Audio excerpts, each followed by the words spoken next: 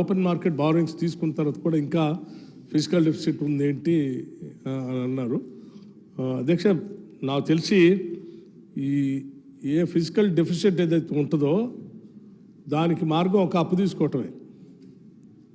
అప్పు ద్వారా ఫిల్ చేసుకోవటం తప్ప వేరే మార్గం ఉండదు. రెవెన్యూ ఎక్స్పెండిచర్కి క్యాపిటల్ ఎక్స్పెండిచర్కి మధ్య ఉన్నటువంటి వ్యత్యాసం ఏదైతే ఉంటుందో దాన్ని ఆ ఫిజికల్ డెఫిసిట్ని పూడ్చుకోవడం కోసం అప్పుగా తీసుకోవటం. ఓపెన్ మార్కెట్ నుంచి తీసుకునేటువంటి 60,000 కోట్లు తప్ప అదనంగా ఇంకేమి ఫిజికల్ డెఫిసిట్ ఏం లేదు సార్. ఒకసారి దాన్ని వారు ఒకసారి పరిగణలో తీసుకోవాల్సిందిగా నేను కోరుతా ఉన్నాను. అట్లాగే ఇందిరమ్మ ఇళ్లకి సరిపోయేటువంటి నిధులు లేవు.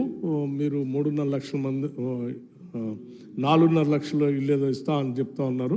3,500 లెక్క అని కాదు అధ్యక్ష. అవసరమైతే మేము 5 లక్షల వరకు కూడా ఇల్లు ఇవ్వటానికి సిద్ధంగా ఉన్నాం అధ్యక్ష. ఎందుకంటే అక్కడక్కడ కొద్దిమంది ఆ నియోజకవర్గాల్లో కొంత జనాభా ఎక్కువ ఉండొచ్చు, పేదవాళ్ళు ఎక్కువ ఉండొచ్చు, లేకపోతే మా ప్రతిపక్ష నాయకులు ఎవరైనా 1-2 ఏళ్ళు ఎవరైనా వచ్చి అడిగితే ఇవ్వటానికి కొంత మేము ఎవరికైనా అధ్యక్ష మీకిచ్చినా అది మా రాష్ట్రమే, మన రాష్ట్రమే. సో మేము రాష్ట్రం సమూలంగా అభివృద్ధి చెందాలని కోరుకుంటున్నాం. కేవలం మేము మాత్రమే ప్రాతినిధ్యం వచ్చే నియోజకవర్గాలు అభివృద్ధి చెందాలా, మిగతా వాళ్ళకి వద్దనుకుంటున్నా తప్పనిసరి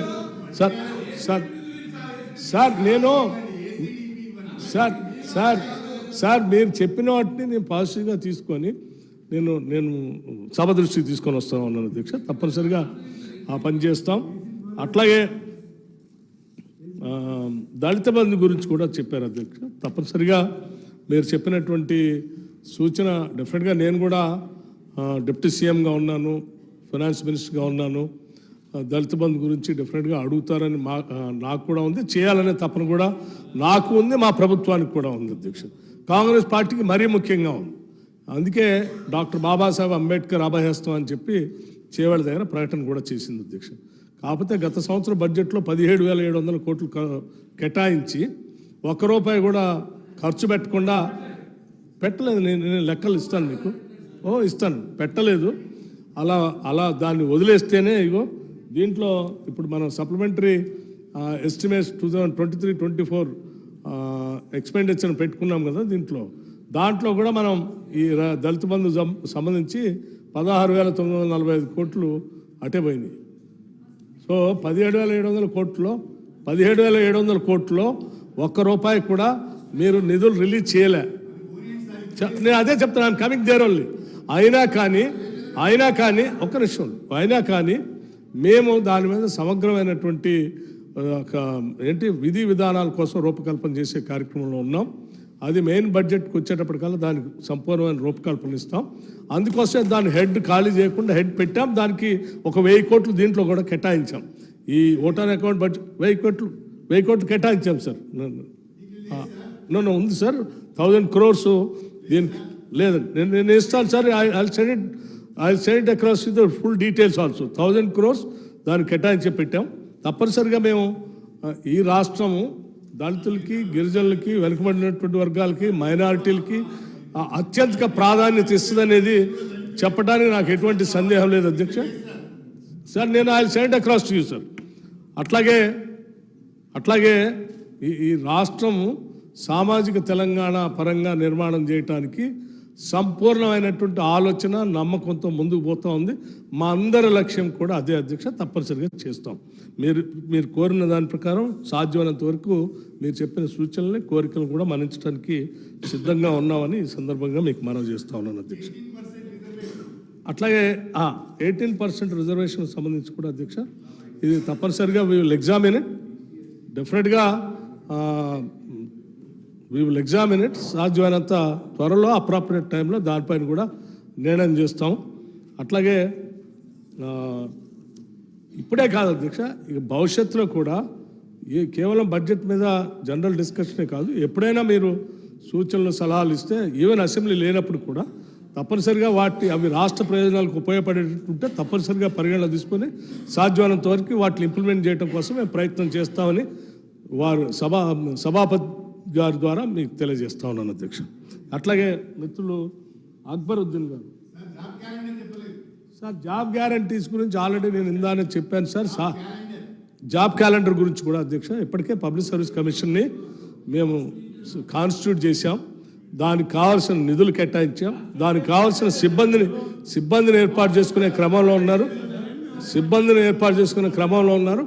తప్పనిసరిగా అన్ని శాఖల్లో ఉన్నటువంటి ఖాళీలకు సంబంధించిన సమాచారం అంతా వారికి ఇచ్చేసి కొద్ది రోజుల్లోనే, ఇదేం ఇబ్బంది లేదు సార్, కొద్ది రోజుల్లోనే డెఫినెట్గా మేము ఇచ్చిన మాట ప్రకారం జాబ్ క్యాలెండర్ని డిక్లేర్ చేస్తాం. దాన్ని ప్రతి సంవత్సరం కూడా పాటిస్తామని కూడా ఈ సందర్భంగా మీ అందరికి నేను దృష్టికి తీసుకొని వస్తున్నాం.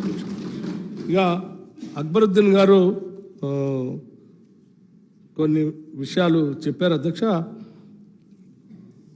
తప్పనిసరిగా వాటికి సంబంధించి 6 గ్యారంటీస్ సంబంధించి కొన్ని విషయాలు చెప్పారు. మేము ప్రస్తుతం ఓట్ ఆన్ అకౌంట్ సందర్భంగా మేము గ్రామ సభలు నిర్వహించాము అధ్యక్ష.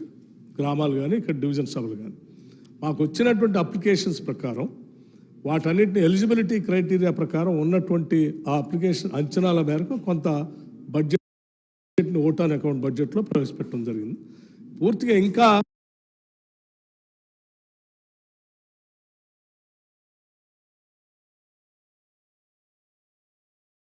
ఆ వెరిఫికేషన్ మళ్ళీ తర్వాత డోర్ టు డోర్ కూడా మేము పంపిస్తూ ఉన్నాం.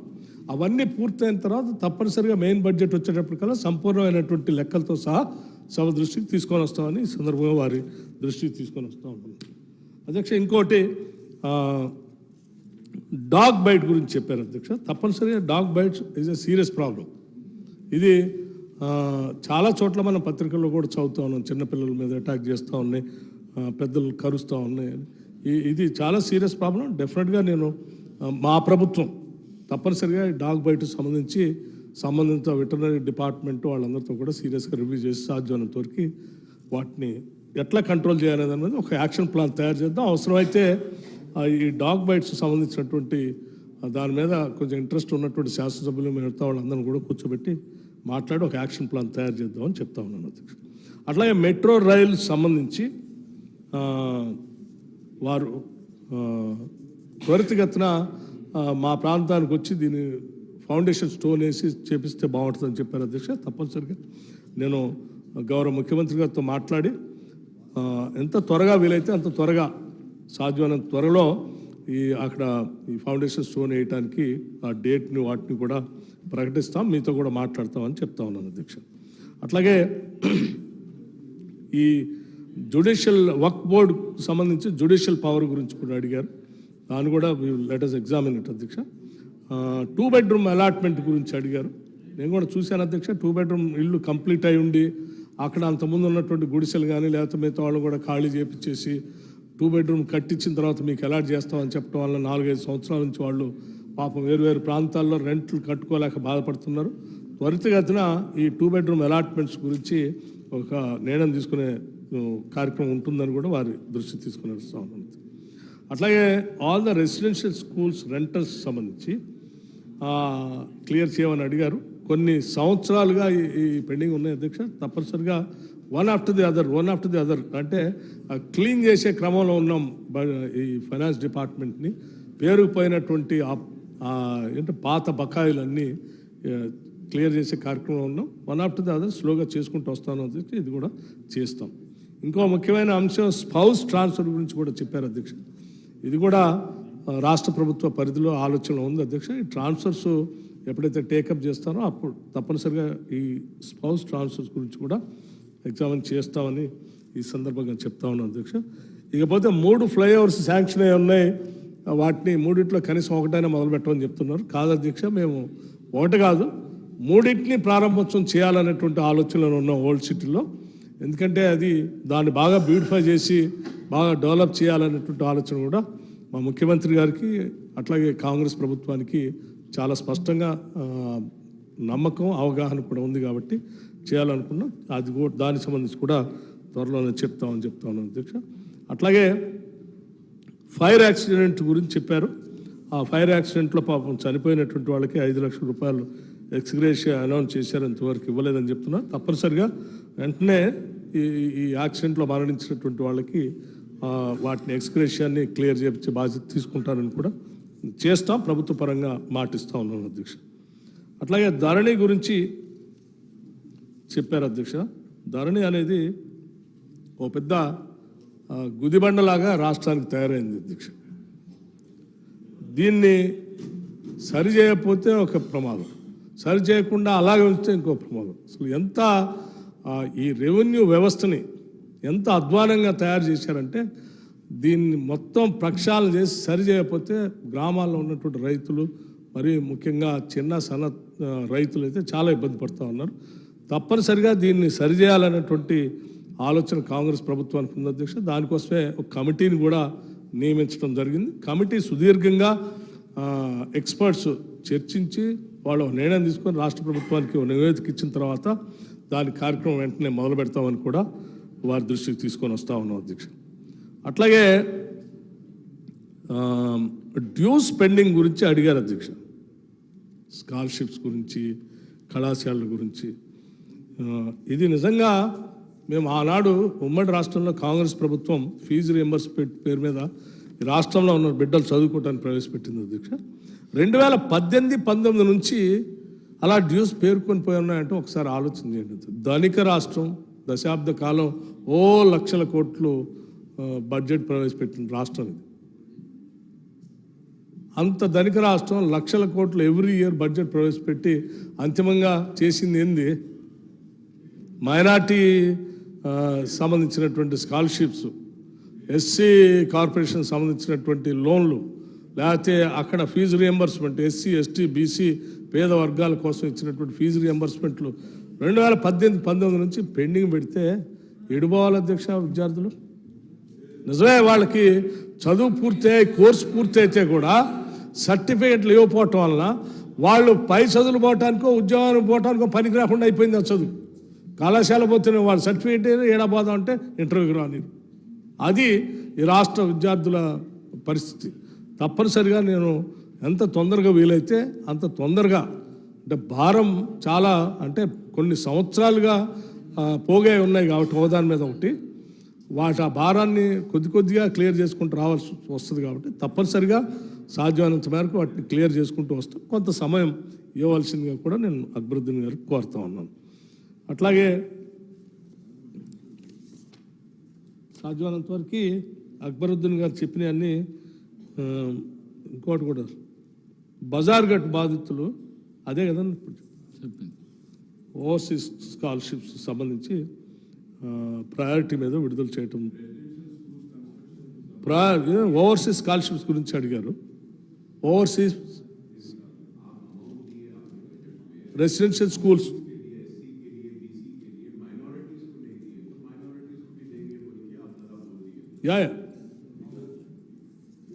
రెసిడెన్షియల్ స్కూల్స్ సంబంధించి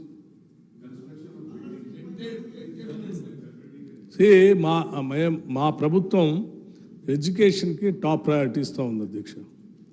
అందుకోసమే రెసిడెన్షియల్ స్కూల్స్కి స్టార్ట్ చేసి ఆ కళ్యాణ మండపాల్లో లేకపోతే రకరకాల షెడ్లలో ఒకళ్ళ మీద ఒకళ్ళు ఆడ పడేసి ఆ కుక్కీ పెట్టారు. వాళ్ళందరికీ సాధ్యమైనంత మేరకు రెసిడెన్షియల్ స్కూల్స్కి పక్కా బిల్డింగ్స్ కట్టించి ప్రాపర్గా విద్యాబుద్ధులు నేర్పాలనేది మా అందరి ఆలోచన. అందుకోసమే ఈ సంవత్సరం చాలా బడ్జెట్లో నిధులు కేటాయించాం, including minorities also. Minority department కూడా సాధ్యమైనంత ఎక్కువ స్కూల్స్ కట్టించడం కోసం ఆ ప్రయత్నం అంతా చేస్తాం. దీంట్లో మాకేం తేడాలు ఏం లేవు అధ్యక్ష. అందరూ ఈ రాష్ట్ర బిడ్డలే, అందరూ బాగుండాలనేది మా కోరిక. తప్పనిసరిగా చేస్తాం. అలాగే అధ్యక్ష, ఇక మహేశ్వరరెడ్డి గారు, మిత్రుడు మహేశ్వరరెడ్డి గారు కొన్ని విషయాలు చెప్పారు. మేము ఫోటో గురించి అడిగితే మీరు ఏదో వ్యంగ్యంగా మాట్లాడినట్టుందని. లేదండి, వ్యంగ్యం ఏం లేదు. తప్పనిసరిగా మేము నిధులు కేంద్రం నుంచి తీసుకొని రావడానికి స్కీమ్స్ నుంచి వస్తూ ఉంటే మాకేం అభ్యంతరం అధ్యక్ష. మాకేం, after all is our prime minister. డెఫినెట్గా మా ఫోటోతో పాటు, రాష్ట్ర ప్రభుత్వ ఫోటోలతో పాటు ప్రైమ్ మినిస్టర్గా ఎవరుంటే ఆ ఇన్స్టిట్యూషన్ గౌరవించడం అనేది మనందరూ బాధ్యత. After all it's a federal spirit. మేము గౌరవిస్తాం. వారి ఫోటో కూడా పెడతాం. ఒక్క నిమిషం, అది కూడా చెప్తాము. ఫోటో పెడతాము, అందులో ఏ ఇబ్బంది లేదు. ఆఫ్టర్ ఆల్ దేశం కేంద్ర రాష్ట్రాల సమాహారం ఇది. అన్ని రాష్ట్రాల నుంచి ప్రజలు కడుతున్నటువంటి పన్నులే హోదారు చేరి ఆ పన్నులను డెవల్యూషన్ ద్వారా అందరూ పంచుతారు. అంటే ఏ రాష్ట్రం కట్టినటువంటి పన్నులు ప్రతి రాష్ట్రం యొక్క పన్నులు ఉంటాయి. ఒక్క నిమిషం, ప్రత్యేకంగా కేంద్రం అంటూ కొత్తగా రెవెన్యూ డిసైడ్ చేసి ఇచ్చేది ఏం లేదు, రాష్ట్రాల నుంచి వచ్చింది. డెఫినెట్గా మేము ఏ రకంగా అయితే అక్కడ నుంచి స్కీమ్స్ వచ్చిన తర్వాత వారి ఫోటోలు పెడతామో, ఆ కేంద్రం నుంచి కూడా పెట్టేటువంటి స్కీమ్స్ లేదంటే ఆయా రాష్ట్రాల ముఖ్యమంత్రుల ఫోటోలు, ప్రభుత్వాల ఫోటోలు కూడా పెడితే ఆ ఫెడరల్ స్పిరిట్ కంటిన్యూ అవుతుందని అన్నాను. దీంట్లో వ్యంగ్యమే ఉంది. దేశం బాగుండాలా, ఫెడరల్ స్పిరిట్ ఉండాలా, డెమోక్రసీ బాగుండాలా, కాన్స్టిట్యూషన్ ప్రకారం పోవాలనే ఉద్దేశం ఏం లేదు సార్. తప్పనిసరిగా అట్లాగే డెవల్యూషన్ కూడా బాగా పన్నులు కట్టేటువంటి రాష్ట్రాలు చాలా జాగ్రత్తగా రూపాయి పోగేసి వ్యాపారం చేసి, లేకపోతే కష్టపడి ఎన్ఆర్ఈఎస్ ద్వారా కూడా పోగేసిన డబ్బులతో కట్టి ఇండైరెక్ట్ ట్యాక్స్ కూడా ఇవన్నీ కట్టి ఎక్కువ రాష్ట్రాలు కడుతున్నాయి. దానికి అనుగుణంగా ఆ నిధులు కూడా రిలీజ్ చేయాలని చెప్పి చాలా రాష్ట్రాలు ఇవాళ కేంద్రం దగ్గర పోయి అడుగుతా ఉంది. సో నేను మీ ద్వారా ఏం కోరుతా ఉన్నానంటే, మీరు కూడా అన్నారు కేంద్రం నుంచి ఎక్కువ నిధులు తీసుకొని రావాలి. ఎస్, మేము కేంద్రం నుంచి ఎక్కువ నిధులు రావాలని చెప్పి చాలా స్పష్టంగా కొన్ని లేఖలు వారికి రాసాం. మళ్ళీ రాస్తాం, మళ్ళీ వారి అపాయింట్మెంట్ కూడా అడుగుతాం, అందరిని కలుస్తాం, మీ సహాయాన్ని కూడా తీసుకుంటాం. వీలైతే మిమ్మల్ని కూడా రిక్వెస్ట్ చేస్తాం, అపాయింట్మెంట్స్ పెట్టించి ఎక్కువ నిధులు వచ్చేటట్టుగా చూడవలసిందిగా కోరుతా ఉన్నాం. సాధ్యమైనంత వరకు వాటన్నిటిని పరిగణలో తీసుకొని చేద్దామని చెప్తా ఉన్నాను అధ్యక్ష. అట్లాగే మీరు ఇంకా ఏమన్నా సూచనలు ఉంటే కూడా వాటిని తీసుకొని స్వాగతిస్తా ఉన్నాం అధ్యక్ష. ఎందుకంటే మీరు కూడా చెప్పే రాష్ట్ర ప్రయోజనాల గురించి చెప్తా ఉన్నారు కాబట్టి వాటన్నిటిని చేయడానికి సిద్ధంగా ఉన్నాం.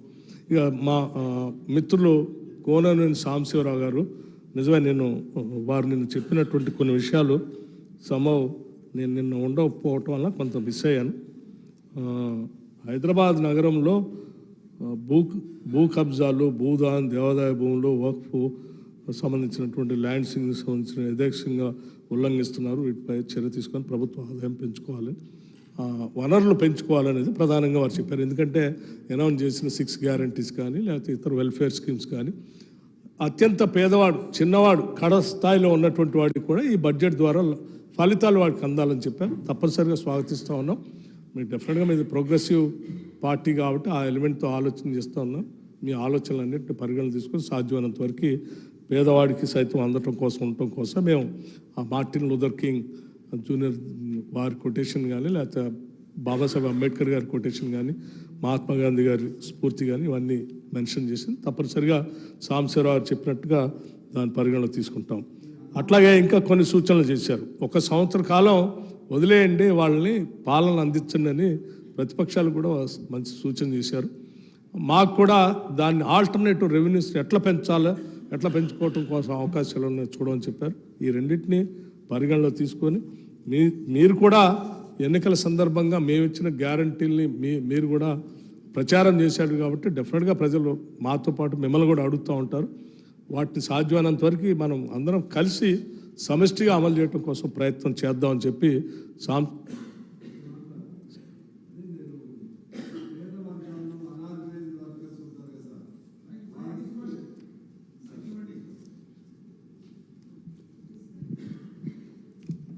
ఈ ప్రధానమైనటువంటి అంశం నేను ఫైనల్గా కన్క్లూడింగ్ రిమార్క్ ఏంటంటే, పేద వర్గాలు చాలామంది ఉన్నారు. ముఖ్యంగా వాళ్ళకి 58 ఏళ్ళు 60 ఏళ్ళ తర్వాత అసలు ఏమీ ఆదాయం ఉండదు. జనరల్గా మనం ఇచ్చేటువంటి పెన్షన్లు తప్పితే జీవితకాలం శ్రమ చేస్తారు. ప్రభుత్వ రంగంలో ఉన్నటువంటి వాళ్ళు శ్రమ చేసిన వాళ్ళకేమో ఒక గౌరవప్రదమైనటువంటి ఒక పెన్షన్ సౌకర్యాలు అటువంటివి ఉంటాయి. కానీ ఈ పేదవాళ్ళకి లేదు. దానికి సంబంధించి మనం గవర్నమెంట్ నుంచి కొంత పిఎఫ్, వాళ్ళు పనిచేసే ఏ సంస్థలో పనిచేస్తారో వాళ్ళ నుంచి కొంత, అలాగే ఇతర ఇన్సూరెన్స్ కంపెనీలు ఏ సిస్టమ్ ఎలా ఉంటుందో దాని మీద అధ్యయనం చేసి ప్రతి పేదవాడికి కూడా నెలకి 10,000 15,000 వస్తుంది భారం లేకుండానే. మీరు సిస్టమ్ దాన్ని ఎవాల్వ్ చేస్తే, దానిపైన మీకు ఒక ఆలోచన చేస్తే అప్పుడు ఈ బడ్జెట్ ఈ మోసబోసిన పద్ధతిలో ఉన్న బడ్జెట్కి బదులు కొత్త రకమైన బడ్జెట్ తయారు చేయొచ్చని ఒక సూచన. దాని మీద కూడా మీ అభిప్రాయం ఉంటే చెప్పాలని కోరుతున్నాను. సాంబశివరావు చెప్పిన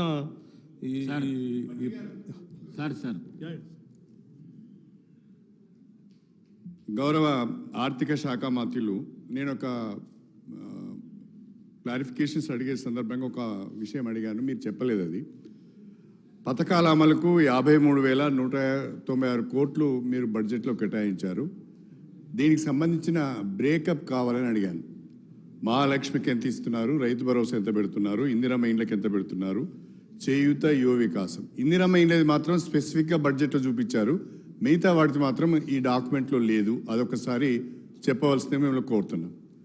రెండవది, నేను ఇంతకుముందు అడిగాను, మళ్ళీ ఒకసారి రిమైండ్ చేస్తున్నాను.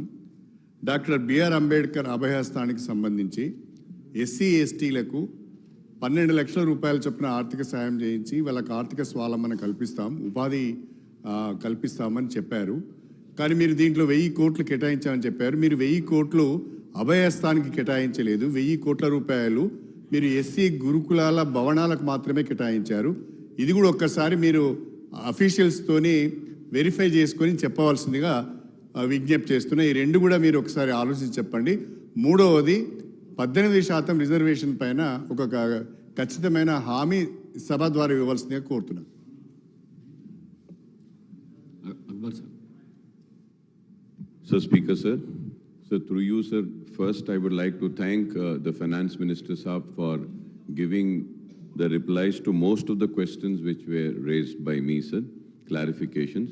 Sir, one thing which I had spoken in my speech, Honorable Finance Minister Saab hasn't spoken, and I think all the legislatures will agree for this request which I had made in my speech, sir, which I want to make once again.